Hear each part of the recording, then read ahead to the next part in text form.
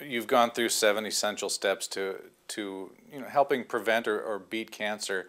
And we talked earlier about all the things that are out there and how overwhelming it can be too. Even when you boil it down to the 7 steps, that can seem like a lot for people. How do they get started? What would you suggest the best way to at least get down that path?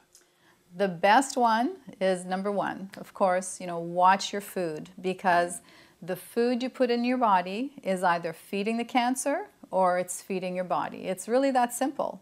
That's what I tell people, because you're either turning on cancer protective genes or you're turning off the good genes, and even stimulating the cancer promoting genes. So food is extremely important place to start. Mm-hmm.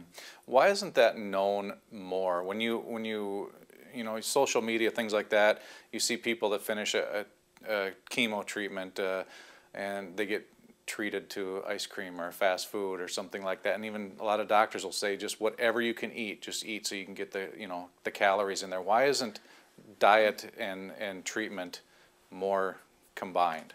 That drives me crazy. When I hear oncologists say, or I hear women who've been in the chemotherapy suite and they've got Cokes and sodas and candies. Sugar feeds cancer. Mm-hmm. Cancer is not like a healthy cell that uses oxygen. Cancer uses glycolysis, or sugar fermentation. So they're feeding cancer by giving these people sugar. So, the doctors that are graduating today are graduating from schools that are supported by pharmaceutical companies, right? And so they're learning how to use drugs to try to kill the cancer rather than to try to get to the root of the problem by teaching people about proper nutrition and healthy lifestyles. Even the American Association of Pharmaceutical Scientists came out with an article a few years ago, and they said 90 to 95% of cancers can be prevented, and the root is in diet and lifestyle. Now, why aren't they teaching people that? You can't patent a broccoli sprout, right? You can't patent food or juices.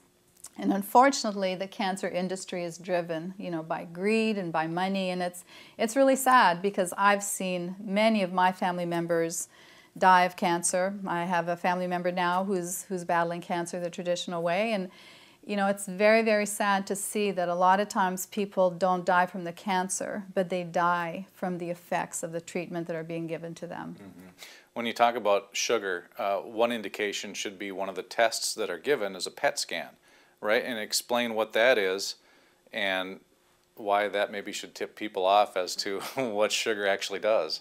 So a PET scan is a scan that you get. First thing they do is they inject your body with radioactive sugar or glucose. Mm-hmm. They let you sit in a room for 30 minutes. And the first cells that are going to eat up the sugar are the cancer cells, because cancer cells have more insulin receptors than healthy cells. So they get to eat first when it comes to sugar. Mm-hmm. Put the person through the scan, and what lights up first? The cancer cells. So that's an indication that sugar feeds cancer.